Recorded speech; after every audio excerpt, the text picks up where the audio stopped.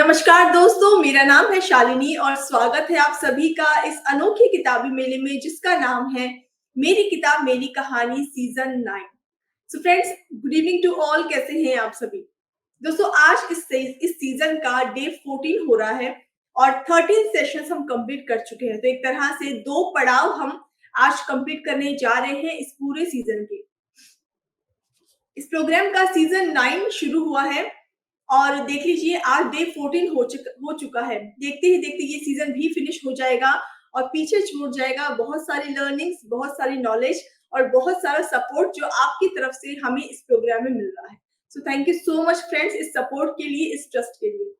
तो शुरू करते हैं आज का सेशन, आज का प्रोग्राम। आज भी हम आपको हर बार की तरह एक बेहतरीन किताब, एक बेहतरीन टॉपिक और एक प्रतिभाशाली ऑथर से इंट्रोड्यूस करवाने वाले हैं। आज के प्रोग्राम का, आज के सेशन का जो टॉपिक होने वाला है वो बच्चों से रिलेटेड है। और बच्चे जो कि मन के बहुत ही सच्चे होते हैं, बहुत मासूम होते हैं, जिन्हें अच्छे बुरे का पता नहीं होता, लेकिन समाज, सोसाइटी इसके थ्रू बहुत सारा डिफरेंशिएट किया जाता है। बच्चा कभी भी अपने आप को अच्छे बुरे के रूप में परिभाषित नहीं करता। इस सोसाइटी के थ्रू उसको सही गलत, अच्छा बुरा कह दिया जाता है। मैं बात कर रही हूँ हर तरह के बच्चे नहीं, लेकिन कुछ स्पेशल बच्चों की मैं बात कर रही हूँ, जिसमें कि ऑटिज्म, जो ऑटिस्टिक बच्चे होते हैं उसके बारे में मैं बातचीत कर रही हूँ। तो आज के सेशन का जो टॉपिक है वो होने वाला है ऑटिज्म। जो ऑटिस्टिक बच्चे हैं, चिल्ड्रन हैं, उनमें क्या कुछ डिफरेंट होता है कहने के तौर पर नॉर्मल बच्चों से, सोसाइटी के माध्यम से कहने के तौर पर नॉर्मल बच्चों से क्या कुछ डिफरेंट होता है, क्या कुछ स्पेशल होता है, पेरेंट को इसमें क्या योगदान देना चाहिए, पेरेंट्स को क्या ध्यान रखना चाहिए, टीचर्स को क्या ध्यान रखना चाहिए, गवर्नमेंट का क्या सपोर्ट है, इन सब के बारे में हम आज के प्रोग्राम में बातचीत करने वाले हैं। तो एक तरह से देखा जाए तो आज के सेशन की जो किताब है वो एक गाइडलाइन होने वाली है पेरेंट्स के लिए, इस ऑटिस्टिक बच्चों के सपोर्ट को लेकर के, उनकी उनको सेलिब्रेट करने के लिए एक बुक जो आज हम डिस्कस करने वाले हैं, इसके बारे में हम बातचीत करेंगे। सो पूरी तरह से परिभाषित करेंगे हमारे ऑथर इस टॉपिक को, इसके साथ में इसको डिटेल में बताएंगे, इसके बारे में हम चर्चा करेंगे। मैं एक्सपेक्ट कर रही हूँ जितने भी लोग आज हमको सुन रहे हैं इस प्रोग्राम में, इस टॉपिक पर आपका क्या कहना है, आपका क्या विचार है, प्लीज कमेंट करके हमें जरूर बताइएगा। सो इससे पहले कि हम प्रोग्राम को शुरू करें, हमारे ऑथर का एक क्विक इंट्रोडक्शन मैं आपके साथ शेयर कर रही हूँ ताकि आप उनके साथ इजीली कनेक्ट कर पाए। सो जो ऑथर आज हमसे जुड़ रहे हैं ये एक एक्सपीरियंस्ड होम्योपैथिक एक्सपर्ट हैं, जिनका 21 प्लस इयर्स का एक्सपीरियंस रहा है क्रॉनिक कंडीशंस की ट्रीटमेंट में। ये हेल्सियंस होम्योपैथी के क्लिनिक के डायरेक्टर रहे हैं और इसके साथ साथ में मेडिकल इंस्टीट्यूशंस के एजुकेटर भी रहे हैं। इनका काम नेशनल और इंटरनेशनल प्लेटफॉर्म पर रिकॉग्नाइज किया गया है, पसंद किया जा रहा है और ये बच्चों की होलिस्टिक डेवलपमेंट के लिए जाने जाते हैं।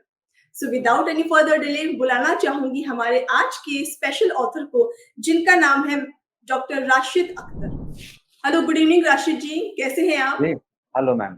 बढ़िया, बिल्कुल बढ़िया। राशिद जी, आपका बहुत बहुत स्वागत है इस प्रोग्राम में और मैं उम्मीद कर रही हूँ कि आज के प्रोग्राम के थ्रू हमें ऑटिज्म के बारे में कुछ जानने को मिलेगा। हम बहुत कुछ पहले से जानते हैं, लेकिन अवेयरनेस बहुत जरूरी है इसके बारे में। पेरेंट्स को क्या गाइडलाइन मिलनी चाहिए, इन सब के बारे में हम बातचीत करने वाले हैं। लेकिन इससे पहले आप प्लीज हमें बताइए कि इस प्रोग्राम से जुड़कर आपको कैसा लग रहा है? Thank you very much ma'am for inviting me in this program. बहुत अच्छा लग रहा है आप सभी से जुड़ के, आपके माध्यम से अपनी किताब के बारे में, अपने थॉट्स के बारे में, अपने क्लिनिकल वर्क के बारे में लोगों को बताने का अवसर मिलेगा। और हमारी उम्मीद है कि इसको सुनने वाले आपके दर्शक भी जो कुछ भी, अगर कुछ परसेंट भी इसको यूटिलाइज कर पाते हैं, इन बच्चों को एक सही दिशा और सही सम्मान देने के लिए, तो हमारा काम सफल माना जाएगा। जी जी। सो मैंने अभी आपका छोटा सा इंट्रोडक्शन दिया, लेकिन हम आपसे जानना चाहेंगे आप किस बैकग्राउंड से बिलोंग करते हैं, फैमिली में कौन कौन है और इस जर्नी पर आप यहाँ तक कैसे पहुंचे, प्लीज बताइए। बेसिकली हम मेरा जन्म बिहार के एक विलेज वैशाली डिस्ट्रिक्ट में हुआ। अर्ली एजुकेशन वहीं के शहर मुजफ्फरपुर से, और फिर हमारा medical education West Bengal university, Calcutta university से हुआ। 90 1995 से 2001 तक हमने ग्रेजुएशन कंप्लीट किया BHMS and then MD in homeopathy. Initial practice हमारा वेस्ट बंगाल कलकत्ता ही में था, पाक सर्कस में। 2004 से दिल्ली एनसीआर में शिफ्टेड हैं, यहाँ वैक्सन होम्योपैथिक मेडिकल कॉलेज में ऑर्गेनल ऑफ मेडिसिन डिपार्टमेंट में ज्वाइन किया था एज ए लेक्चरर। फिर वहाँ से असिस्टेंट प्रोफेसर बने, एसोसिएट प्रोफेसर और फिर अभी प्रोफेसर एंड एचओडी डिपार्टमेंट हैं। पिछले 18 साल से वहाँ टीचिंग में हैं, वैक्सन होम्योपैथिक मेडिकल कॉलेज में। और साइड बाय साइड हमारा अपना एक होम्योपैथिक क्लिनिक है। अभी आपने जिसके बारे में बोला था, actually it is called Heilkunst homeopathic centre. ये हेलकुंस्ट वर्ड थोड़ा सा प्रोनाउंस करने में लोगों को डिफिकल्टी होती है बिकॉज ये एक जर्मन वर्ड है जिसका हाँ, इंग्लिश मीनिंग होता है हीलिंग आर्ट। मतलब ओके, एक एक हुनर, एक कला लोगों को ठीक करने का। ओके, और ये होम्योपैथी में एक बहुत महत्वपूर्ण किताब है, जो होम्योपैथी के फाउंडर थे, उनका फर्स्ट एंड स्टार्टिंग राइटिंग था ये, जिसको कहा जाता है ऑर्गेनन ऑफ मेडिसिन। तो इसका ओरिजिनल जो जर्मन नेम है वो है हेलकुंस्ट डर रेशनलीन हेलकुंडे। सो ऑर्गेनन डर रेशनलीन हेलकुंडे। ओके। और फिर उसके बाद उसका नाम पड़ा ऑर्गेनन डर हेलकुंस्ट। तो वहाँ से ये वर्ड हमने लिया था हेलकुंस्ट, हीलिंग आर्ट। तो वो हमारे क्लिनिक का नाम है, हेलकुंस्ट होम्योपैथिक सेंटर। हमारा ऑनलाइन एजुकेशन प्रोग्राम भी चलता है फॉर प्रोफेशनल्स, हेलकुंस्ट एजुकेशन, यूट्यूब और ग्राफी प्लेटफॉर्म पे। पिछले 20 साल से लगभग बहुत अच्छे क्रोनिक केसेस के बारे में, क्रोनिक रीनल फेल्योर की केसेस के बारे में, सोरियासिस केसेस के बारे में, और पिछले इधर कुछ 10 सालों से चाइल्डहुड बिहेवियर के ऊपर बहुत सारे पेशेंट आए, उनके साथ इंटरेक्शन करने का मौका मिला, उनको हेल्प करने का मौका मिला। उसमें से एक कंडीशन जो अभी बहुत प्रिवेलेंट है, ऑटिज़्म, एएसडी कहते हैं, ऑटिज़्म स्पेक्ट्रम डिसऑर्डर।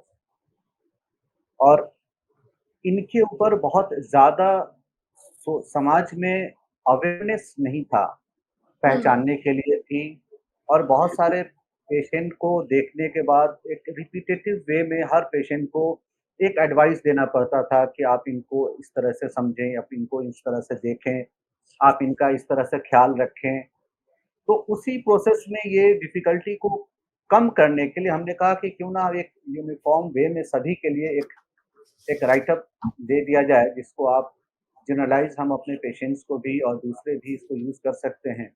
जी। और तभी से इस किताब को लिखने का मन बना और कुछ टाइम लगा, फिर ये किताब आप सबके सामने है। जी, बिल्कुल। सो नाउ मैं आपसे जानना चाहूँगी कि रीडिंग एंड राइटिंग ये 2 ऐसी हैबिट्स हैं जो हमारी लाइफ़ को बहुत हद तक चेंज कर सकती है। आपकी लाइफ़ में इन 2 हैबिट्स का कितना इन्वॉल्वमेंट रहा है, कितना ज़्यादा कंट्रीब्यूशन रहा है? रीडिंग का शौक बहुत पहले से था, शुरू से। ओके, अच्छा, और कैसे आया ये तो पता नहीं, बट आया किताबों को कलेक्ट करने का, किताबें रखने का। और जब हम बीएचएमएस में पढ़ रहे थे तो हमारे एक टीचर थे जिनसे हमारा बहुत क्लोज़ इंटरेक्शन रहा, professor doctor Allen Khan sir. उनकी एक अपनी पर्सनल लाइब्रेरी थी किताबों की। तो वहाँ हुँ, से एक शौक चढ़ा कि हमने भी जो किताबें पढ़नी हैं, वो लाइब्रेरी से बोरो कम करेंगे, अगर उसको अफ़ोर्ड कर सकते हैं तो पहले वो हमारी लाइब्रेरी में होगा और फिर हम उससे पढ़ेंगे। और तब से लेके हमने अपने क्लिनिक पे, अपने घर पे एक अच्छी खासी अपनी कलेक्शन बना रखी है। अच्छा, तो राइटिंग का शौक और रीडिंग का शौक उस हिसाब से आया। और रीडिंग इतनी एक अच्छी जर्नी है कि आप एक किताब 2 हफ्ते, 3 हफ्ते या 1 महीने में भी अगर आप पढ़ लेते हैं, तो आपका 1 महीना लगता है, लेकिन आप लिखने वाले के 5 साल, 10 साल के एक्सपीरियंस को उस 1 महीने में गेन करते हैं। एब्सोल्युटली, जी, तो ये रीडिंग का बहुत एक इम्पोर्टेंट फ़ायदा है और एक इसको करना भी चाहिए। आज के दौर में रीडिंग का पैटर्न बदल गया है, बट मेरे लिए हम ऑनलाइन किताबें अभी भी थोड़ा-सा कम प्रेफ़र करते हैं बिकॉज़ हमको हार्ड कॉपी ज़्यादा अच्छा लगता है। जी, शायद आज के जी, जनरेशन वाले हार्ड कॉपी से ज़्यादा सॉफ्ट कॉपी को प्रेफ़र करते हैं, बट हमारे लिए हाँ, हार्ड कॉपी ज़्यादा प्रेफ़र लगता है। और हम मोस्टली अगर ऑनलाइन भी कभी किताब कुछ परचेज़ किया है, सॉफ्ट कॉपी भी होता है, तो कोशिश करते हैं उसको प्रिंट करके फिर उसको पढ़ा जाए। अच्छा, और उससे एक अपनी संतुष्टि मिलती है। हमारे साथ जो बच्चे रहते हैं, उनको भी कहते हैं कि एक बार जब आप बुक स्टोर पे जाओ हुँ, और किताब को खोल के एक बार सिर्फ़ उसका smell low, that will give you a pleasure. और हुँ, एक अलग फीलिंग आती है। तो और सिर्फ़ एक सब्जेक्ट पे ही लिमिटेड नहीं है, हमको जहाँ भी जो भी चीज़ बहुत अच्छी टॉपिक लगती है, अच्छा ऑथर लगता है, चाहे वो सेल्फ हेल्प बुक से हो, हमारा प्रोफ़ेशनल बुक से हो, पर्सनल डेवलपमेंट का हो, तो हम सभी से कुछ न कुछ निकालने की कोशिश करते हैं। और इस प्रोसेस में रीडिंग हमारी बहुत एक क्रोनिक हैबिट रही है।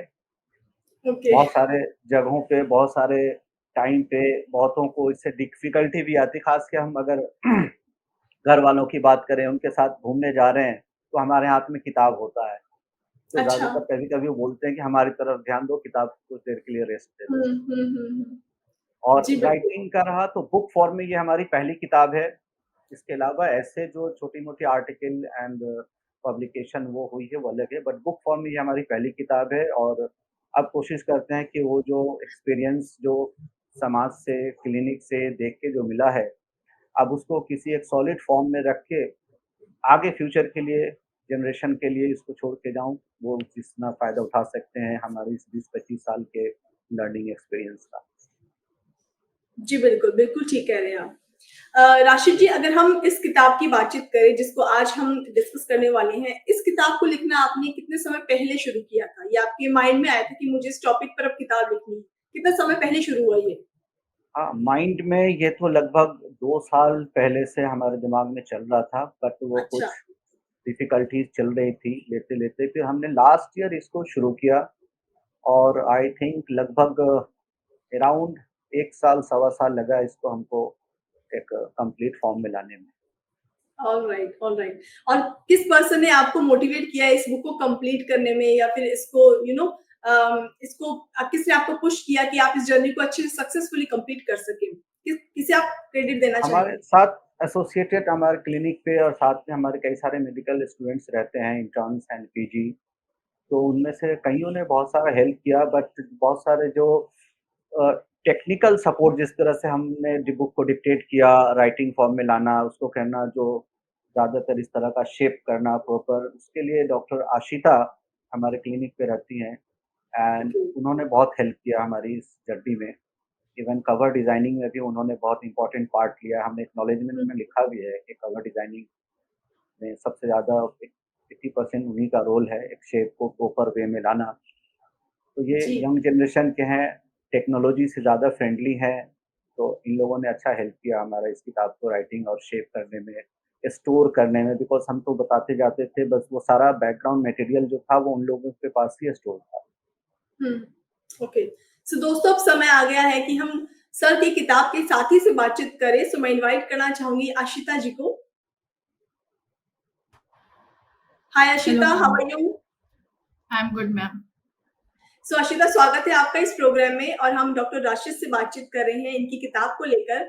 आपका एक्सपीरियंस मैं जानना चाहूँगी। स्पेशली उन्होंने मेंशन किया है कि बुक कवर आपने डिज़ाइन किया है, उसमें काफ़ी आपका कंट्रीब्यूशन रहा है। थोड़ा आप इस जर्नी के बारे में बताइए कि कैसी रही ये जर्नी? मैम काफ़ी इंटरेस्टिंग जर्नी थी। लाइक सर ने हमें 1 साल पहले सर ने ये सजेस्ट किया था हम लोगों को कि ऐसा कुछ वो सोच रहे हैं, तो हम लोग काफ़ी इंटरेस्टेड थे कि हाँ, बिल्कुल हमें ऐसा कुछ करना चाहिए। तो फिर सर ने काफ़ी सारे अपने इनपुट्स और सब चीज़ें बैकलॉग जो भी उनके दिमाग में थॉट्स थे, वो हमें लिखवा देते थे। जो भी आइडियाज़ उनको रिसेंटली केस देख के आते थे, वो हमें लिखवा देते थे कि हम इसे पाइल अप करते-करते we will come to something good. फिर इस कवर डिज़ाइन में सर ने मुझे कुछ सजेशंस कुछ ऑप्शंस दिए थे, जिसको थोड़ा मैंने अपने लेवल पे जो मैं अपना अंडरस्टैंड बुक को जर्नी को समझते हुए कर पाई, उसके बेसिस पे मैंने इसे मॉडिफाई करा और फिर ये रिज़ल्ट आपके सामने है। ब्यूटीफुल, रिज़ल्ट बहुत ही ब्यूटीफुल है आशिता।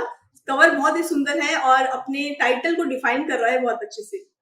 सो अशिता, आपको क्या लगता है कि इस बुक के थ्रू पेरेंट्स को एक इम्पोर्टेंट गाइडेंस अगर मैं आपसे पूछूं कि एक गाइडेंस उनको क्या मिलेगी इस किताब के माध्यम से? मैम जनरली सब ये सीखते हैं कि नॉर्मल पेरेंटिंग कैसे करते हैं, नॉर्मल बच्चों को कैसे ग्रो करते हैं, ये अपनी जनरेशन से, अपने पेरेंट्स से, अपने और लोगों से सब लोग सीख लेते हैं। लेकिन जब एक कोई ऑटिस्टिक चाइल्ड होता है, तो उसके केस में कैसे हैंडल करना होता है, वो सबके लिए एक न्यू प्रोसेस होता है। वो जी। फर्स्ट टाइम वो पेरेंट्स भी एक्सपीरियंस कर रहे होते हैं। तो वो चीज़ को एक ब्रेक डाउन करने के लिए कि वो जो आइस ब्रेकर है, वो ये बुक हेल्प करेगी कि वी नो कि उस बेबी, उस बच्चे के थ्रू क्या चल रहा है उसके दिमाग में। वो प्रोसेस इट्स नॉट कि वो कुछ जानबूझ के कर रहा है, it's something which he is suffering from, या वो एक जनरल उसका एक नेचर आ रहा है। तो उस चीज़ को हुँ, समझने के लिए ये बुक हमें हेल्प करेगी। सबसे ओके। इम्पोर्टेंट पेरेंट्स को गाइडलाइंस मिलेगी, जो हमारे टीचर्स हैं, जो इनिशियल स्टेजेस पे हमें टीचर्स गाइड करते हैं, उन लोगों को एक आइडिया मिलेगा कि हमें इस तरीके के सिचुएशंस में बच्चों को कैसे हैंडल करना है, कैसे उन्हें गाइड करना है। तो वो बहुत एब्सोल्युटली। इम्पोर्टेंट है इस टाइम पे। अशिता, कोई मैसेज आप देना चाहेंगे रशीद सर को इस प्लेटफ़ॉर्म के थ्रू? मैम, मैं तो सर से आई हैव बीन कनेक्टेड, मतलब 8 साल से सर से कनेक्टेड हूँ almost. So we inspired by him at every day, every step, by every new things which he learns. Sir हमको कह रहे थे कि हम लोग न्यू जनरेशन है, बट सर अभी भी इस टाइम पे भी like he is very advanced by his age and his experience. Like वो हमेशा कुछ ना कुछ नया सीखते हैं, and he tries to be a part of every new technology, every new thing. बहुत बार तो हम लोग सर से सीखते हैं कि अच्छा ये भी कुछ नया है, and we try to learn from him. So he has always been a guiding mentor to us in every situation, even clinically and even in our life journeys also. Okay, Ashita, thank you so much, आपने अपने views share किए और Thank आप you, हमसे ma'am. जुड़े। Thank you so much. Okay, ma'am. Thank you, ma'am. Okay, so now Rashid sir, हम आपकी book के बारे में अब जानना चाहेंगे। आप प्लीज़ अपनी बुक के बारे में बताइए कि इस बुक के थ्रू क्या कुछ नया जानने को हमें मिलेगा और क्या गाइडलाइन आपके पेरेंट्स के लिए दी गई? इस बुक को हमने कुछ पार्ट्स में डिवाइड कर रखा है। अगर इसके चैप्टर्स और कंटेंट को देखेंगे तो इनिशियली हुँ, हमने दिया है कि इस बीमारी के बारे में, या इसको बहुत सारे लोग बीमारी नहीं भी मानते हैं, तो इस कंडीशंस के बारे में पहले पहचान किया जाए। कैसे पहचान किया जाएगा? इसको समझने के लिए जो कुछ इम्पोर्टेंस लाइन्स चाहिए, वो सारे कुछ आइडेंटिफ़िकेशन के फीचर्स वो दिए हैं। उसके बाद हमने दिया है कि अगर ये हो जाता है तो पेरेंट को डिफ़िकल्टी होती है कि एक्सेप्ट करने में कि मेरा बच्चा ऐसे कैसे हो गया? हुँ, या बहुत टाइम पे ये बहुत सारे केस में हमको मिला कि पीयर प्रेशर की वजह से, या फैमिली में दादा-दादी, नाना-नानी या समाज, पड़ोसी कि उनको गाइडेंस होता है कि नहीं, नहीं ये टाइम के साथ ठीक हो जाएगा, ये चीज़ है, इसको इग्नोर बहुत करते चले जाते हैं ऐसे लक्षण को, सिम्पटम्स को। तो अगर ये अवेयर हो जाएँगे पेशेंट, तो इग्नोरेंस को एक्सेप्ट करेंगे, पहले सिम्पटम्स को आइडेंटिफ़ाई करेंगे, और हुँ, जी, इसमें जितना अच्छे से वो पहले आइडेंटिफ़ाई कर सकते हैं, तो उतना अच्छा वो प्रोफ़ेशनल हेल्प ले सकते हैं। और इन बच्चों को जितना अर्ली प्रोफ़ेशनल हेल्प मिलेगा, जितना अर्ली इनको समझा जाएगा, उतना अर्ली इनको मतलब ईज़ी टू लीव बनाया जा सकता है। वो एब्सोल्युटली, पार्ट है। फिर उसके बाद इसमें कुछ सजेशंस हैं कि अगर आपने पहचान लिया है, तो आप इसके साथ बिहेव कैसे करेंगे। अगर ऐसा हो गया है, तो आप इसको ऐसा मत समझिए कि अब इसकी ज़िंदगी कैसे चलेगी, हमारे बाद कौन देखेगा। ट्रेन करेंगे, ये अपनी ज़िंदगी बहुत अच्छे से जी लेंगे। तो ये एश्योरेंस भी बहुत सारे लोगों को होता है कि अब मेरे बाद इनका क्या होगा? हुँ, वो अपना सर्वाइव बहुत अच्छे से कर सकते हैं, आप उनको इनिशियली जो देखभाल करने की ज़रूरत है उतना देखिए। तो एक ये फ़ियर पेरेंट्स के यहाँ से हटेगा। दूसरा, अब आप इनको ले जाके कहाँ आपको सही जगह पे जाना चाहिए, क्या करना चाहिए इसको लेके? तो उसके लिए कुछ आपको मेडिकल हेल्प है, कुछ इनको ट्रेनिंग हेल्प है, कुछ वोकेशनल ट्रेनिंग जो होते हैं, उस तरह के जो हेल्प हैं, उन सारे चीज़ों में ले जाइए। किस तरह के स्कूल में ले जाना चाहिए? सभी ओके, स्कूल हैं, बट बहुत सारे स्कूल बहुत प्रोफ़ेशनली एक बहुत लार्ज नंबर ऑफ स्टूडेंट को जहाँ डील कर रहे होते हैं, वहाँ इनके लिए थोड़ा-सा सस्टेन करना डिफ़िकल्ट होता है। तो हमको उसको भी हुँ, चॉइस को ध्यान में रखना चाहिए, वो सारा सजेशन भी हमने दिया है। फिर उसके बाद आप इनके फ्यूचर्स के बारे में, इनके नेचर, इनके इंटरेस्ट के अकॉर्डिंग आप क्या-क्या प्लान कर सकते हैं। और फिर लास्ट में कुछ सजेशंस है कि बहुत सारे ऐसे साइट्स, बहुत सारे ऐसे गवर्नमेंट प्लान, बहुत सारे ऐसे अपॉर्च्युनिटीज़ है, जिसके थ्रू आप इनको हेल्प ले सकते हैं।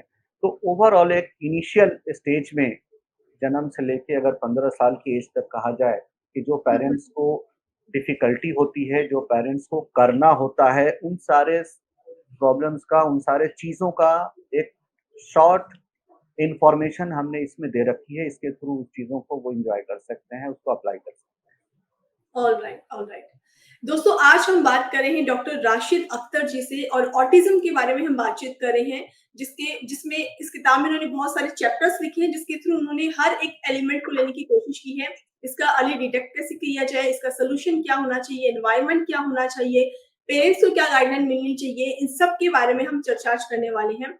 अगर आपका ऐसा कोई एक्सपीरियंस रहा है या आपके आस-पास आपने किसी ऐसे बच्चे को देखा है जो इससे सफ़र कर रहे हैं, तो प्लीज़ कमेंट करके हमें ज़रूर बताइएगा। अपने कोई एक्सपीरियंस अगर आपके पास हो तो वो भी ज़रूर शेयर कीजिएगा। राशिद सर, अगर हम शुरुआत से चलें तो अर्ली डिटेक्ट कैसे किया जाए? मतलब इसके साइन क्या होते हैं कि हाँ, ये बच्चा जो है वो ऑटिज़्म से ग्रस्त है या सफ़र कर रहा है? अर्ली साइन्स क्या होने चाहिए? क्या होते हैं?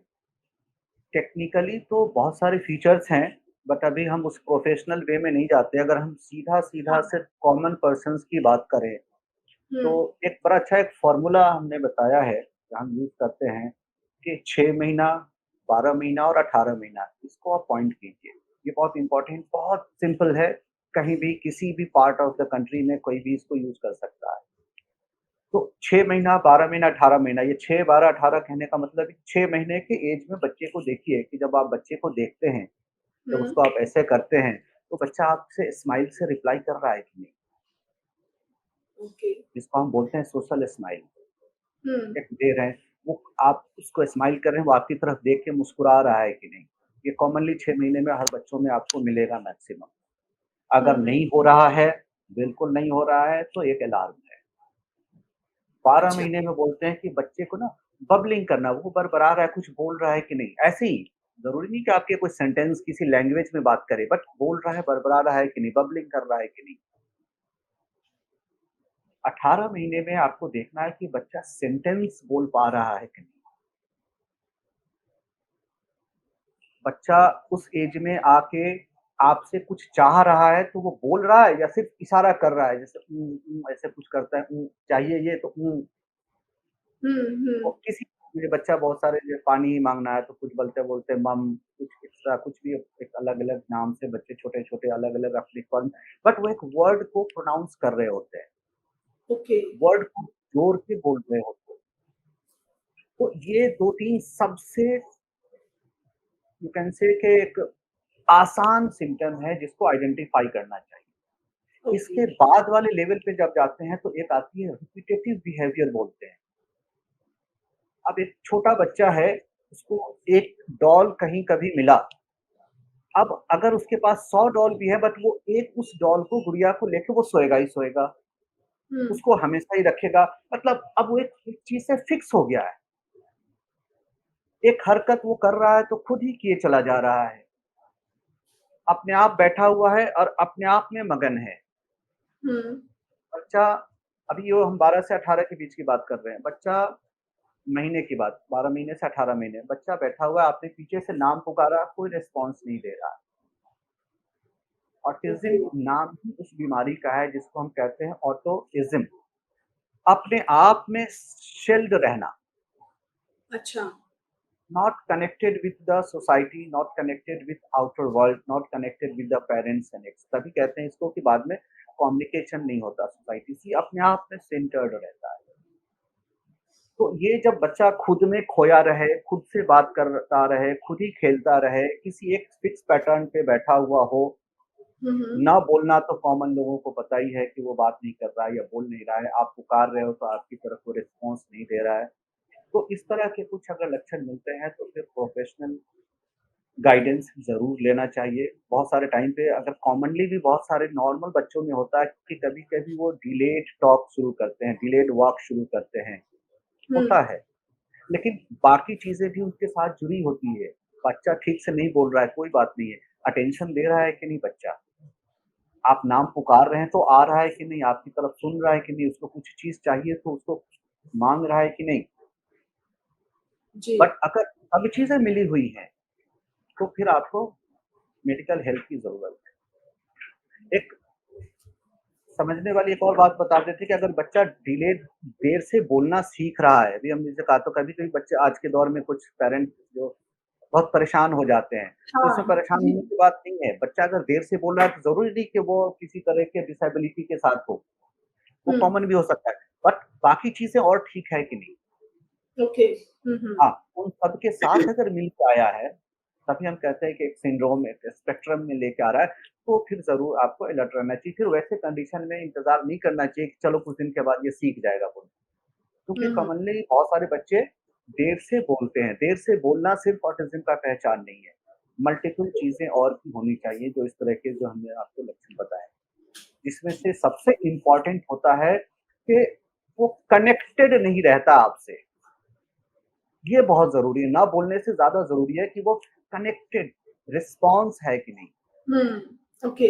सो मतलब डिफरेंस ये हो सकता है कि अगर बच्चा रिस्पॉन्स कर रहा है, सुनने पर भी अगर रिस्पॉन्स कर रहा है, मान लीजिए बोल नहीं रहा है या इशारा नहीं कर रहा है, लेकिन रिस्पॉन्स दे रहा है आपके बोलने पे, तो वो नॉर्मल बच्चों की श्रेणी में हम उसको मानेंगे। हाँ, मेबी वो हो सकता है बेशक, तो वहाँ पे आप थोड़ा डिलेट भी कर सकते हैं और ओके। कभी-कभी बच्चों को क्या होता है बिकॉज़ न्यूक्लियर फैमिली है, बच्चे अकेले हैं, कोई और एक ही बच्चा है, पेरेंट्स वर्किंग हैं, हुँ, तो उनके साथ इंटरैक्ट करने वाला ही बहुत कम होता है, तो वो ऐसे केस में भी बहुत सारे में ऑब्ज़र्व किया जाता है कि बच्चे देर से बोलना शुरू करते हैं। हाँ, जब हम राइट। उसके साथ टाइम देंगे, खेलेंगे, उसके साथ दिन गुज़ारेंगे, तो तो जल्दी वो सीखता जल्दी है। सीखते हैं। या फिर बच्चे अगर जॉइंट फैमिली में या स्कूल में भी, कभी प्ले स्कूल का भी ये बहुत फ़ायदा होता है कि जब दूसरे बच्चों के साथ मिल रहे हैं, हुँ, इंटरैक्ट कर रहे हैं, तो ये सारा ऑब्ज़र्वेशन भी उस बच्चे को बोलना, सीखना दोनों में डेवलप कराता है और फिर हम वहाँ से वो सीख भी लेते हैं कि ये वहाँ कैसे बिहेव कर रहा है, दूसरे बच्चों के साथ एडजस्ट कैसे कर रहा है खुद को। हाँ, वो सारी हाँ, चीज़ें कर रहा है, तो देर से बोल रहा है, कोई बात नहीं। Okay, okay. लेकिन तो वो सारा इसका इंटरेक्शन नहीं है, वहाँ स्कूल में भी हुँ, जाके अपने कोना में एक जगह बैठा हुआ है, हुँ, हुँ। बिल्कुल ये नहीं है। तो फिर ऐसे में अगर देर से बोल रहा है तो आपको क्विक एक्शन लेने की ज़रूरत ओके।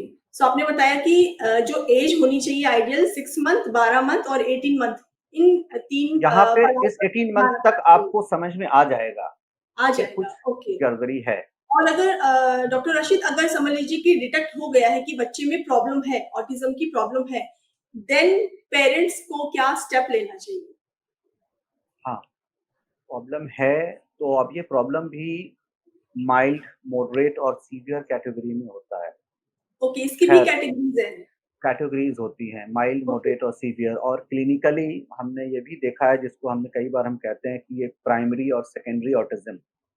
बहुत सारे अच्छा। बच्चों में ये देखा गया है कि ये जो 6 महीना, 12 महीना, 18 महीने का स्टेप बताया, वहाँ से ही डिफ़िकल्टी नोटिस हो रहा है और आगे भी चलता चला जा रहा है। ये हुँ, प्राइमरी हुँ, वाले कैटेगरी में आता है। सेकेंडरी में होता है कि अर्ली वाले साइन मिल रहे थे, बच्चा हुँ, मुस्कुरा रहा था, मिल रहा था, बाद में अब ये सिम्पटम डेवलप होना शुरू हुआ। अच्छा, स्पेशली ओके। 1 डेढ़ साल, 2 साल के बाद अब ये सिम्पटम मिलना शुरू हुआ और ज़्यादा होना शुरू किया गया। कारण बहुत सारे होते हैं, मेडिकल टर्म्स पे अभी उस पे नहीं हुँ, जा रहे। हुँ, तो ये सेकेंडरी वाले कैटेगरी में हम इसको लेते हैं। तो ये प्राइमरी है या सेकेंडरी, माइल्ड, मॉडरेट और सीवियर किस कैटेगरी में है, उसके अकॉर्डिंगली। और फिर इनिशियली तो सबसे पहले कि आपको एक प्रोफ़ेशनल से कॉन्टैक्ट ज़रूर करना चाहिए, हुँ, हुँ, एडवाइस के लिए, गाइडलाइंस के लिए। और जब बच्चा एटलीस्ट 3 साल का हो, तो फिर आप उसको ओटी मतलब ऑक्यूपेशनल थेरेपी कहते हैं, ट्रेनिंग पे ज़रूर ले जाइए। और ओके। ये 2 चीज़ें, चाहे वो थेरेपी हो, चाहे वो प्रोफ़ेशनल के साथ गाइडलाइंस हो, इसमें पेरेंट्स और फैमिली एनवायरनमेंट का बहुत रोल है और इस पे आपको बहुत समय देना पड़ेगा। और हुँ, समय देने का मतलब ये नहीं है कि आप बच्चे के साथ, जैसे आजकल वर्क फ्रॉम होम चल रहा है, तो हम तो 24 घंटे घर पे ही हैं, वैसे होना ना होना बात बराबर है। हाँ, हाँ। बच्चे के जी, साथ होना पड़ेगा। हाँ, बच्चे को उनका अटेंशन फ़ील होना चाहिए, बच्चे को उनका कनेक्शन फ़ील होना चाहिए। उनके साथ ये नहीं कि वो बैठा हुआ है, अब वो मोबाइल में लग गया और आप अपने लैपटॉप पे काम कर रहे हैं। हुँ, तो ये होना ना होने से ज़्यादा और खतरनाक है। खतरनाक है, उनके बिल्कुल साथ ठीक कह रहे हैं खेलना, आप। उनके साथ टाइम देना, रूटीन फिक्स करना, बिकॉज़ इसमें एक बड़ा इम्पोर्टेंट होता है कि इन बच्चों में स्पेशली अगर ऑटिज्म है, तो वो एक पैटर्न सीखते हैं। चेंजेस जल्दी एक्सेप्ट नहीं करते वो। आपने एक अच्छा। पैटर्न दे दिया, चाहे वो ब्रेकफ़ास्ट करने का है, तो वो ये चीज़ खाते हैं तो ब्रेकफ़ास्ट में वही करेंगे। वो इस तरह का ड्रेस या ये शूज़ पहनते हैं तो अब वही करेंगे, वो फिक्सिटी बहुत मार्क्ड होती है। और अगर इस पे हम बहुत अच्छे से उसको नहीं समझते हैं और समझाते हैं, उसको इनिशियली स्टेज में अगर हम उसको नहीं डाइल्यूट करते हैं, तो ये बाद में जाके जितना टाइम बीतता है, उतना डिफ़िकल्ट होता चला जाएगा। तो जैसे ही पता चले जैसा आपने पूछा, तो आपको 3 स्टेप लेना होगा। एक आप प्रोफ़ेशनल से मिलिए, हुँ, गाइडलाइंस लीजिए, उनके अकॉर्डिंग आप प्लान कीजिए। आप सबसे इम्पोर्टेंट पार्ट है कि अपना रूटीन सेट कीजिए बच्चों के साथ इंटरैक्ट करने के लिए, उनके साथ डील करने के लिए, उनका एनवायरनमेंट ठीक करने के लिए और फिर साइड बाय साइड थोड़ा-सा आप प्रोफ़ेशनल हेल्प लीजिए क्योंकि जब एटलीस्ट 4 साढ़े 4, 5 साल के बाद हम यहाँ पे कहेंगे कि ऐसे में ना बच्चों को थोड़ा-सा प्ले स्कूल में रखिए, अपने साथ रखिए बट स्कूलिंग थोड़ा लेट से शुरू कीजिए। आप अच्छा। बिल्कुल साढ़े 3, 4 साल में शुरू मत कीजिए। 4 साल के बाद आप इसको स्कूलिंग में ले जाइए। तब तक बहुत हद तक आप इसको पर्सनली सीज़न्ड कर सकते हैं ओके। और फिर स्कूल का सिलेक्शन कीजिए सही से, वो बहुत ज़रूरी है। जी, वहाँ पे बिल्कुल। टीचर का अटेंशन इसके साथ, टीचर का बिहेवियर इसके साथ बहुत ज़रूरी है। चाहे एएसडी के बच्चे हों या आम बच्चे हों, हुँ, बहुत हद तक ये देखा गया है कि वो अपने पेरेंट्स से ज़्यादा हुँ, अपनी टीचर से एसोसिएटेड और इन्फ्लुएंस्ड होते हैं। हुँ, हुँ। उनका इमोशन ज़्यादा इनको अफ़ेक्ट करता है। Right, right. तो वो पार्ट अगर अच्छा मिलता है, तो इनके लिए ख़ास के वो बहुत ज़्यादा बाकी सारे बच्चों के लिए बहुत ज़रूरी है, बट इस बच्चों के लिए और ज़्यादा ज़रूरी है। तो वहाँ पे तो टीचर का बिहेवियर, टीचर का एक वहाँ पे किस तरह से इसके साथ हँस के, एक्सेप्ट करके है, वो बहुत हुँ, हुँ। ज़रूरी है। टीचर का रोल भी एक बहुत इम्पोर्टेंट आता है और जो कि इनमें जो समझने, सीखने की क्षमता होती है ना, वो बाकी बच्चों से थोड़ी-सी स्लो होती है। हुँ, तो हुँ। इसीलिए तो बाकी बच्चों से थोड़ा देर से स्कूलिंग कराना चाहिए, जी, ताकि तो आई इनको think over teachers over pressure teachers ना को हो। भी एक सर टीचर्स को भी इसका मतलब एक स्पेशल ट्रेनिंग की ज़रूरत होनी चाहिए, जब वो इन बच्चों के साथ डील कर रहे हैं। तो एक हमारे ट्रेनिंग यहाँ उनका सेशन होना चाहिए। हमारे यहाँ national training for education for teachers जो है, नेशनल एजुकेशन ट्रेनिंग प्रोग्राम चलता है। वहाँ ओके। डिसेबल्ड बच्चों के लिए एक स्पेशल प्रोविज़न है उनके टीचिंग के लिए। हुँ, हुँ। हम normal school but rehabilitation training वाले जो होते हैं वो तो अलग हैं, बट जो नॉर्मल स्कूल में बच्चे होते हैं, तो हुँ, उनके हुँ। लिए नेशनल ट्रेनिंग प्रोग्राम है उसके लिए और उस प्रोग्राम के थ्रू भी टीचर्स को आई थिंक ट्रेनिंग दिया जाता होगा और तो उनको लर्निंग करना भी चाहिए और टीचर्स का रोल इन चीज़ों में बहुत हद तक होता है बिकॉज़ हम ना 2 चीज़ है अक्सर कुछ-कुछ पेरेंट्स का फीडबैक मिलता है जो हमको कि अब वहाँ क्या है अगर 50 बच्चों का एक क्लासरूम है, तो अब सभी बच्चों का ग्रास्पिंग कैपेसिटी एक जैसा नहीं होता। जी। अब हम वहाँ पे एक रूटीन फ्लो में चले जा रहे हैं, तो बाकी बच्चे तो उस फ्लो में शामिल हो जाएँगे। हुँ। इसको आपको उँगली पकड़ के ले चलना पड़ेगा। जी, अगर जी। इसको आपने उँगली पकड़ के नहीं ले गए, तो ये तो पीछे रह जाएगा हुँ, और ये इनिशियली ये हेजिटेशन में होता है, ये पीछे रहना ही चाहता है। हुँ। तो अगर आप इसको उस अफ़ेक्शन के साथ, उस स्नेह के साथ अगर आप इसको नहीं खींचेंगे, तो फिर ये पीछे रह जाएगा और उसके बाद क्या होता है, ये बर्डन होता चला जाता है इसके ऊपर। हाँ, फिर हाँ। होमवर्क का बर्डन, इसका बर्डन, वो बर्डन, फिर ये पाइल अप में रह जाता है। उसका जहाँ ओवर प्रेशर होगा, तो ये ले नहीं पाएगा। दूसरा, एब्सोल्यूट। स्कूल में भी बच्चों इनको थोड़ा-सा लर्निंग के लिए ना ऑडियो विजुअल ऐड की ज़रूरत होती है। आप सिर्फ़ बोल रहे हैं या कुछ कह रहे हैं, तो उसपे नहीं, इनके लिए थोड़ा-सा आपको ग्राफ़िकल प्रेज़ेंटेशन करना पड़ेगा। इनको अच्छा। समझाने के लिए वर्ड के साथ थोड़े से कुछ पिक्चर्स की ज़रूरत होगी, कुछ वीडियोज़ की ज़रूरत होगी, तो हुँ, उस हुँ। तरीके से ये लर्न करेंगे।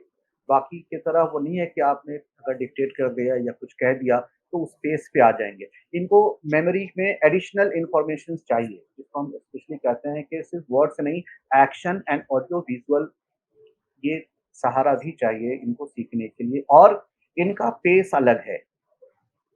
तो एक हम्म। हो जो अगर सबको सँभाल रहा है तो पीछे इनको भी उँगली पकड़ के ले चले। ले अगर जाना वो होगा। पेस में नहीं होगा दूसरा जब ये बच्चे आइसोलेटेड होते हैं ना, तो बहुत सारे क्लास में देखा गया कि कुछ बच्चे बुली करते हैं बहुत। हम्म। अगर उसको हैंडल नहीं किया गया तो इसका बहुत एडवर्स रिएक्शन होता है। हमारे पास 2-3 पेशेंट हैं अभी कि उनका इतना एडवर्स रिएक्शन हुआ कि पेरेंट्स ने उसको एक स्पेशल रिहैबिलिटेशन सेंटर में रखा हुआ है, घर पे नहीं रखते कई सालों से। उतना वायलेंट हो गया वो। सिर्फ़ इसी हम्म। वजह से कि पेरेंट्स ने इनिशियली उसको समझा नहीं। बच्चे जब बोलें तो वो अपने आप को सीधा से एक्सप्रेस नहीं कर पाता है और वहाँ हम्म। जो बुली हो रहा है तो वो एंगर यहाँ आ रहा है, यहाँ से निकाल नहीं पा रहा है, कोई समझ नहीं हाँ। पा रहा है। तो एक हाँ। बार या तो बच्चा बिल्कुल ब्रेक डाउन कर जाएगा या फिर बर्स्ट आउट करेगा हम्म। और जब बर्स्ट आउट करेगा तो फिर वो बहुत वायलेंट हो जाता है। Right, right. जी, राशिद जी। टीचर्स का सच में बहुत बड़ा रोल है, जितना पेरेंट्स का है उसके बराबर टीचर्स का रोल है और इन दोनों को ही उनको पुश करते हुए आगे ले जाना होगा, तब जाकर के जो ऑटिज़्म बच्चे हैं वो कुछ कर पाएँगे या फिर अपनी लाइफ़ को एक नॉर्मली जी पाएँगे, एक हैप्पी लाइफ़ जी पाएँगे, बिल्कुल, जो बल्कि एक्चुअल अभी में उनके लिए बहुत हार्ड है। हाँ, आज के दौर के लिए आज जिस तरह से जो मैक्सिमम पेरेंट्स दोनों ही वर्किंग हैं, तो वहाँ पे तो हमारा मानना है कि टीचर का सबसे ज़्यादा रोल है जी। जी सर, और बिल्कुल।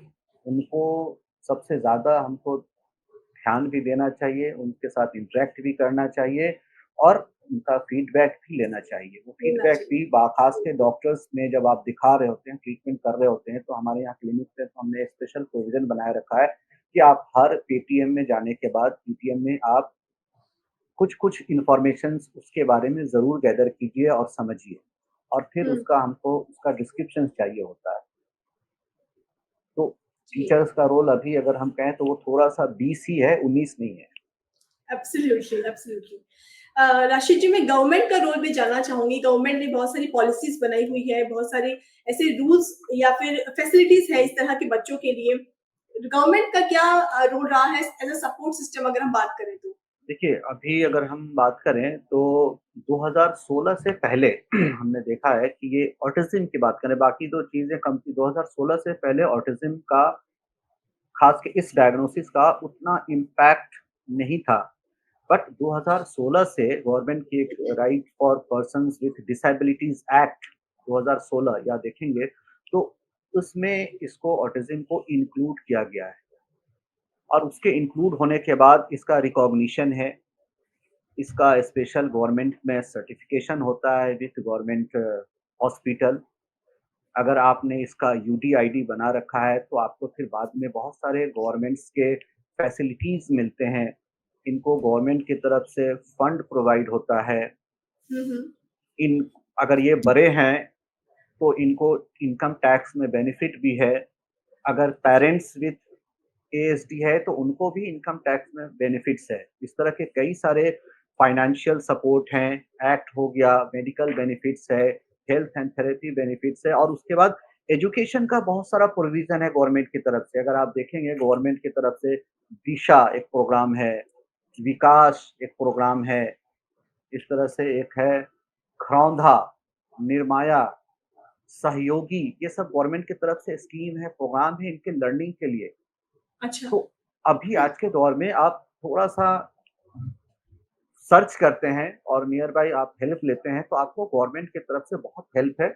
आपको बस 2 चीज़ें करनी होगी, एक हुँ। इनका गवर्नमेंट हॉस्पिटल से सर्टिफ़िकेट मँगा लीजिए और उसी ओके। सर्टिफ़िकेट के आधार पे यहीं से आपको इसका यूडीआईडी मिल जाता है, जिसको बोलते हैं यूनिक डिसेबिलिटी आईडी और ये कार्ड आपके पास हो गया तो आपको बहुत सारे गवर्नमेंट फैसिलिटीज़ का हेल्प मिलेगा।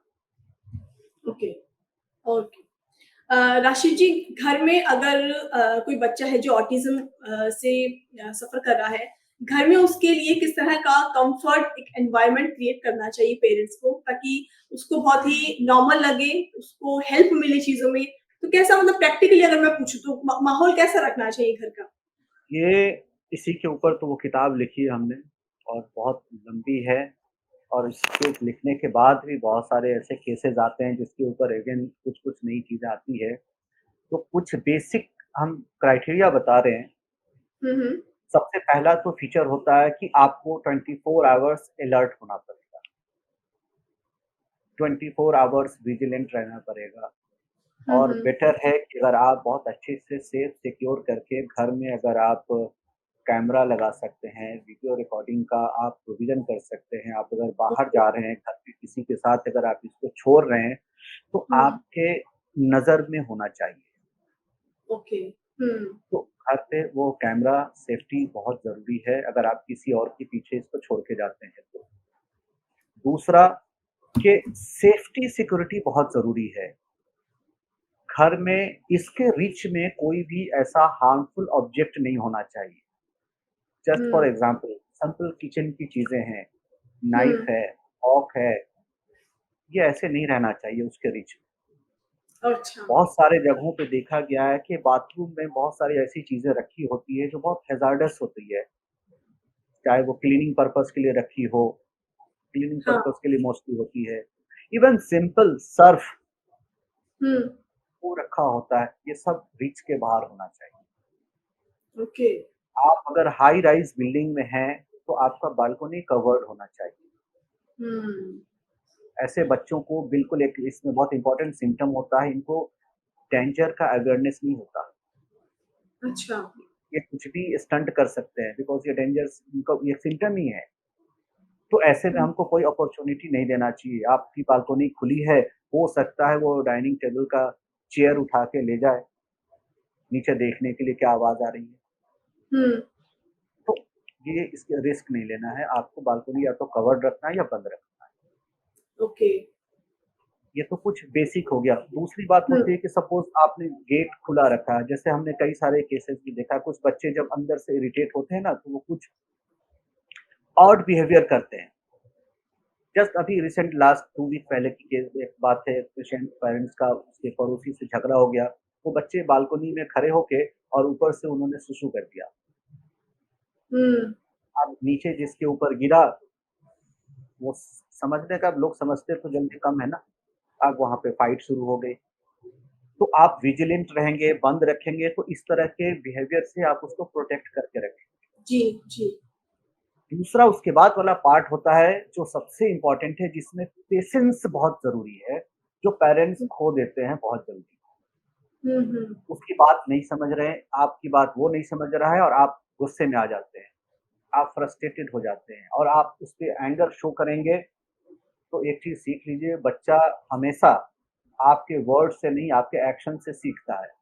हम्म। फिर 2 साल 1 साल बीतेगा, 6 महीना बीतेगा, फिर आप कहेंगे कि ये ऐसे बिहेव कर रहा है, ये ऐसे कर रहा है। एक्चुअली इसको आपने ही ट्रेन किया है। Right, right.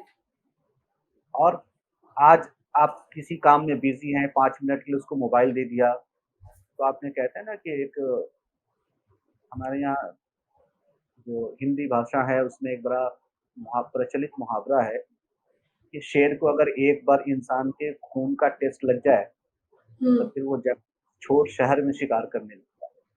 हुँ, तो आपको ये टेस्ट आप ही डेवलप कराते हैं। अगर वो नहीं कराएँगे तो बच्चा वो स्क्रीन एडिक्शन पे नहीं आएगा। वही आएगा। जी। फिर उसमें होता है कि आप इनके थोड़ा-सा खाने-पीने का, इनको प्रॉपर जो माइक्रो न्यूट्रिएंट्स, विटामिन्स होती है, उसका ध्यान रखें। हुँ, सेकंड नेक्स्ट स्टेप आता है कि इसके साथ खेलने का पैटर्न, इसके लिए कुछ selective type of toys use करें, जिसमें थोड़ा-सा लॉजिक, थोड़ा-सा लोकोमोटर अटेंशन हो। जैसे स्क्वायर है, डिफरेंट शेप्स है, उसमें फिट करना है। हुँ, हुँ, कुछ शेप्स बॉल आता है, उसमें उसको प्रॉपर डालना है, जो थोड़ा-सा लोकोमोटर एक्शन को एनहांस करता हो, उस तरह का खेल टॉय रखें, टाइम दें। तो सेफ्टी, डाइट, इसको समझना और सबसे ज़रूरी फिर वही कहेंगे, बहुत पेशेंट को हमको बहुत बार समझाना पड़ता है, पेशेंस। हुँ, आप इसको समझेंगे, आपका अपना ही प्यारा है। अगर पेशेंस लूज़ करेंगे, बाहरी समाज में हस्बैंड से, वाइफ से, घर वालों से, किसी से जो भी आपकी अनबन है, उसका गुस्सा, उसका फ्रस्ट्रेशन इस पे ना निकालें। जी, ये जी, बहुत नुकसान है। तो बस जी, safety, security, food, attention, patience and play, ये इतना बहुत इम्पोर्टेंट पार्ट है जो घर में सभी को इसके ऊपर ध्यान देना। जी, बिल्कुल। I think Rashid ji, autism से रिलेटेड बहुत सारे मिथ्स भी हमारी सोसाइटी में प्रचलित हैं। बहुत से लोगों को इस बारे में पता नहीं है और कहीं से कुछ भी सुनी हुई बातों पर वो विश्वास कर लेते हैं। आपसे मैं जानना चाहूँगी, क्योंकि आप इसके एक्सपर्ट हैं, किस तरह के मिथ्स प्रचलित हैं सोसाइटी में ऑटिज़्म को लेकर के? इसकी तो बहुत लंबी लिस्ट है। अच्छा, कॉमनली कहते हैं कि कुछ जगह सुनने को मिलता है कि पेरेंट्स ने प्रेगनेंसी में ये खा लिया तो ऐसा हो गया, हाँ। ये कुछ इंटरैक्शंस गलत हो गए तो उससे हो गया, कुछ टाइप ऑफ फूड हो गया, प्रेगनेंसी में डिजीज़ हो गई तो हो गया। फिर कहते हैं कभी-कभी अभी नहीं सुनने में आता है कि ये कभी माँ को दोष देते हैं कि इनकी तरफ से आ गया। तो अच्छा। कुछ खाने का है, ट्रीटमेंट का है, सोशल इंटरैक्शन का है, मतलब ये लिस्ट अलग-अलग पैचेज़ में बहुत वास्ट है। हुँ, हुँ। तो उस तरीके से ट्रीटमेंट से रिलेटेड, वैक्सीनेशन से रिलेटेड भी बहुत सारे फैक्ट्स हैं इसके ऊपर। नो डाउट बहुत सारे रिसर्च हैं जहाँ पे वैक्सीन से इसको बहुत डायरेक्टली रिलेट भी किया गया है, बट जब तक कि वो हर चीज़ पे मतलब हर किसी के लिए टोटली एप्लीकेबल नहीं है। बहुत हद तक तो है, हमको ओवरवेविंग इसको अवॉइड करना चाहिए, जितना यूज़फुल और जितना नीडेड है उस फॉर्म में हमको जाना चाहिए। बट इसके होने के ऊपर जितने भी, अगर हम इसको एक शॉर्ट में कहें, बहुत सारे मिथ हैं कि ये इस वजह से हो गया। इसके होने के ऊपर अगर हम देखें तो अभी तक मेडिकल वर्ल्ड में इतने रिसर्च चल रहे हैं, अभी वो ही एक फिक्स लाइन पे नहीं पहुँचे हैं। हुँ। तो आप इसको होने का लेके जो भी कारण लगा रहे हैं, वो अभी बेबुनियाद है। अब इसी में बिल्कुल, हज़ारों क्वेश्चन्स आपके सॉल्व हो जाएँगे। बिल्कुल, बिल्कुल। दूसरा, अगर ये हो गया है तो अब ये बिल्कुल किसी काम का नहीं रहा, तो ऐसा नहीं है। ये बहुत अच्छे से अपनी लाइफ़ जी सकता है, इसको ट्रेन करने के बाद। और ये एक जेनेटिक डिसऑर्डर नहीं है, इसलिए ना माँ को दोष दें, ना बाप को दोष दें। ये एक कंप्लीट जेनेटिक डिसऑर्डर नहीं है। इसके ऊपर बहुत सारे, अभी एक नया एक टर्म आया है, चल रहा है, हम कहते हैं एपिजेनेटिक। ये एपिजेनेटिक फैक्टर इसमें बहुत इम्पोर्टेंट रोल करता है। तो इसका एक मल्टी फैक्टोरियल रीज़न है, कोई एक फिक्स रीज़न के ऊपर अगर कहीं भी हम ले जाते हैं तो वो मिथ के कैटेगरी में ही आएगा। तो बहुत सारी चीज़ों का इस पे मिला-जुला रोल है, जी। और जब तक ये रिसर्चेज़ के थ्रू मेडिकल फील्ड में एस्टेब्लिश ना हो जाए, हुँ। तो हम इसके ऊपर ज़्यादा ज़ोर नहीं देना चाहते कि let's solve the problem rather than just go और उसके पीछे भाग के उसको ढूँढ के उसको भाग के आप जान लेंगे भी, अभी आपके लिए तो हेल्पफुल नहीं है। तो जो प्रोफेशनल उसके ऊपर काम कर रहे हैं, let them work. Hmm, hmm. I am sure ये बात सुन कर के बहुत लोगों के मिथ्स टूटे होंगे कि वो जो इस बारे में सोचते हैं कि ऑटिज़्म को लेकर कि ये इस रीज़न से होता है या उस रीज़न से होता है। बहुतों के मिथ्स टूटेंगे जब वो ये एपिसोड देखेंगे और आपकी बातचीत सुनेंगे। आई एम श्योर अवेयरनेस भी फैलेगी लोगों में कि एक्चुअल में बिल्कुल। रीज़न क्या है इसके पीछे। जी। सो राशिद जी, अब हम अपने अगले सेगमेंट की तरफ आ चुके हैं। मैं आपसे कुछ क्विकली क्वेश्चंस करने वाली हूँ, आपको इसका क्विकली आंसर देना है। तो हम इस सेगमेंट को शुरू करें? जी। ओके, तो मेरा पहला सवाल है आपसे, आपके अकॉर्डिंग सच्ची खुशी कहाँ है? सेल्फलेस सर्विस में। ओके, सच्चा मित्र कौन होता है? जो आपके गलती को आपको दिखाए। ओके, अपने आप को एक शब्द में डिफाइन कीजिए। थोड़ा-सा क्विक में डिले हो रहा है। हाँ जी, वन्स समाज के लिए कुछ छोड़ के जाने की आशा रखने वाला एक व्यक्ति। Okay, okay. अगला क्वेश्चन है, एज़ एन ऑथर आपकी लाइफ में ऐड होने वाली एक वैल्यू। इस पे वर्क करने के साथ-साथ इसके बारे में और डेप्थ में सीखने का मौका मिला है, और हर रोज़ एक नए बच्चे और एक नए पेरेंट्स के साथ नई चीज़ें सीखने को मिलती है। हुँ, हुँ। आखिरी सवाल मेरा, आपका ड्रीम प्रोजेक्ट क्या है? कुछ ऐसा छोड़ के जाऊँ जिससे बाद में समाज के लिए एक लाइफ लॉन्ग, एक बहुत प्रोलॉन्ग बेनिफिट मिलता रहे। ऑलराइट, सो ये सेगमेंट यहीं फिनिश होता है और आपने बहुत अच्छे से आंसर दिया सभी क्वेश्चंस का। Thank you so much. Now मैं जानना चाहूंगी कि अगर आज हम आपकी बुक को परचेज करते हैं तो क्या कोई डिस्काउंट हमें मिल सकता है आपकी बुक पर? चलिए, आपने कहा है तो एज़ पर आप 25% डिस्काउंट हम ज़रूर प्रोवाइड करेंगे आपके सभी दर्शकों के लिए। ओके, सो दोस्तों अगर आप सर की बुक को परचेज करते हैं तो इसकी एमआरपी पर 25% का डिस्काउंट अवेलेबल है नेक्स्ट 24 आवर्स के लिए। इसको परचेज करने का लिंक हम कमेंट सेक्शन में शेयर करेंगे। अमेज़न लिंक है, वहां पर जाके आप इसको परचेज कीजिए, इसकी हार्ड कॉपी खरीदिए और आप खुद पढ़ सकते हैं। अपनी फैमिली को पढ़ाइए, अपने फ्रेंड्स को पढ़ाइए ताकि इस टॉपिक के बारे में और भी ज्यादा अवेयरनेस फैले। इस बुक को ग्रैब करना बिल्कुल मत भूलिएगा, इसके साथ साथ में इसके रिव्यूज देना बिल्कुल भी मत भूलिएगा। सर आई एम श्योर हमारी ऑडियंस आपसे अब तक कनेक्ट हो चुकी है और आपसे पर्सनली भी गाइडेंस लेना चाहेंगी, तो एनी कॉन्टेक्ट डिटेल जो आप हमारे साथ शेयर करना चाहें? कॉन्टैक्ट डिटेल्स के लिए अगर आप गूगल पे भी सर्च करते हैं डॉक्टर राशिद अख्तर ग्रेटर नोएडा तो आपको सारा डिटेल्स मिल जाएगा। ऐसे हमारा क्लिनिक ग्रेटर नोएडा के alpha commercial belt alpha 1 Tradex tower 2 में है। टाइमिंग्स वगैरह नेट पे है। हमारा मोबाइल नंबर आई होप है, अगर आप चाहें तो डिस्प्ले कर सकती हैं, 9871894545। इस पे हमको व्हाट्सएप करके टाइमिंग एडजस्ट कर सकते हैं, ले सकते हैं। हमारा प्रेज़ेंस प्रैक्टो पे भी है, लाइवरेट पे भी है और हमारे क्लिनिक पे भी है। तो ऑनलाइन, ऑफ़लाइन दोनों सर्विसेज़ हम प्रोवाइड करते हैं। इंडिया एंड अब्रॉड हर जगह हमारा कंसल्टेशन चलता है। तो इन माध्यम से आप हमसे जुड़ सकते हैं। तो दोस्तों अगर आप राशि सर से कनेक्ट होना चाहते हैं और इस टॉपिक के बारे में और भी ज्यादा जानना चाहते हैं तो इनकी कांटेक्ट डिटेल हम आपके साथ शेयर कर रहे हैं। आप यहाँ इसको नोट कर लीजिए, कमेंट सेक्शन में भी हम शेयर करेंगे, आप वहां से नोट कर सकते हैं और इनसे पर्सनल गाइडेंस ले सकते हैं। सर एनी बुक जो आप रेकमेंड करना चाहे हमारी ऑडियंस को? बुक की लिस्ट बहुत है, जैसे सपोज़ किया कि हमने इस बुक में भी रेफरेंसेस दिए हैं, जी। तो आप इनके थ्रू जा सकते हैं और वन बाय वन डेवलप होता रहता है। तो बुक का रेफरेंस हमने इसलिए भी अभी बहुत स्पेसिफिक नहीं दे रहे हैं कि आप एक बार अमेज़न पे भी सर्च करेंगे, बिकॉज़ जो बहुत सारी बुक्स है, वो प्रोफ़ेशनल गाइडेंस के ऊपर है।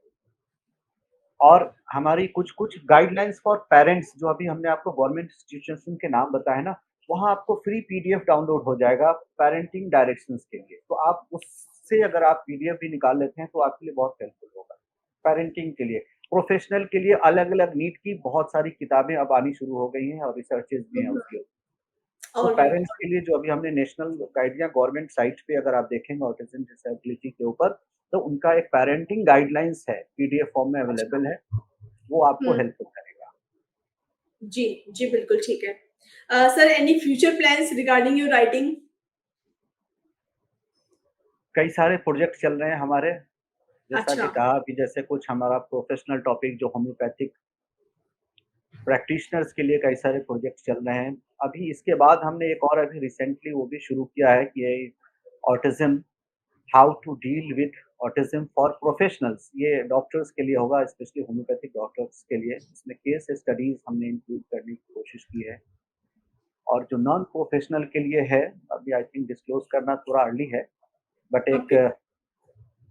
रिलेशनशिप के ऊपर नेक्स्ट हमारी किताब आएगी बहुत जल्द, उसके ऊपर काम चल रहा है। क्योंकि इस ऑटिज़्म के बाद हमको जो लगता है आज के दौर में बहुत नीड है इसके ऊपर, हर एक पार्ट पे, चाहे वो हमारा रिलेशन हमारे बच्चों के साथ हो, हमारे हुँ। स्पाउस के साथ हो, हमारे पेरेंट्स के साथ हो, हमारे पड़ोसी के साथ हो, जी। इसमें बड़ी डिस्पैरिटी है। इसमें हर कोई अपने शीशे से देखना चाहता है, दूसरे का नज़रिया नहीं अपनाना चाहता और ये एक बहुत बड़ा कॉन्फ्लिक्ट होता है। जिस दिन हम ये कहते हैं ना कि यहाँ से इसको देख रहे हैं, तो हम सिर्फ़ ये पार्ट देख रहे हैं। हुँ। पर जिस दिन हम यहाँ से देखना शुरू करेंगे, तो हम ये भी हुँ। देखेंगे और ये भी देखेंगे, तो हमारा रिएक्शन हम अक्सर यूज़ करते हैं कि हमारा रिएक्शन जिस दिन रिस्पॉन्स में बदल जाएगा, तो हमारे साथ-साथ समाज का भी बहुत बड़ा भला होगा। ब्यूटीफुल सर, आपने बहुत ही ब्यूटीफुल बात कही है कि अपना जो रिस्पॉन्स जो है आपका वो चेंज होगा जब आप दोनों पर्सपेक्टिव देखेंगे, जब सिक्के के जी, दोनों पहलू दिखेंगे तब जाकर के आप शायद सही निर्णय ले पाएंगे। जी बिल्कुल। सर, कोई मैसेज आप देना चाहेंगे हमारी ऑडियंस को जाने से पहले? कुछ भी कहना चाहेंगे आप?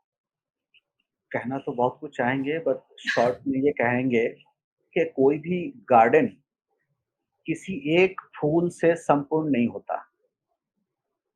गुलाब जी, सबको पसंद है, लेकिन सिर्फ गुलाब से गार्डन पूरा नहीं होता। और अगर गुलाब भी है तो उसके अंदर कई पार्ट्स होते हैं। हुँ, तो और कई रंग के फूल हैं और सबका अपना-अपना रूप है। हम जब चढ़ावे पे चढ़ाते हैं तो एक और फूल होता है, जब हम माला बनाते हैं तो दूसरा फूल का इस्तेमाल होता है, जब हम सर में लगाते हैं तो दूसरा फूल इस्तेमाल होता है। तो हर एक फूल का एक अपना महत्व है, एक ही फूल सब जी, कुछ नहीं।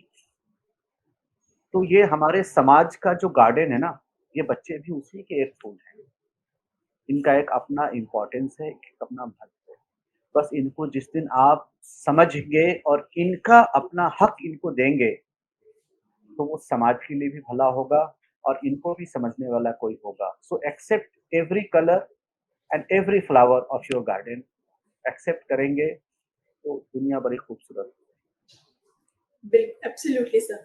Thank you so much sir इस ब्यूटीफुल मैसेज के लिए, और आपने हमारे साथ अपने एक्सपीरियंस शेयर किए, अपनी बातें शेयर की, अपने व्यूज़ शेयर किए और ऑटिज़्म के बारे में हमें बहुत कुछ बताया।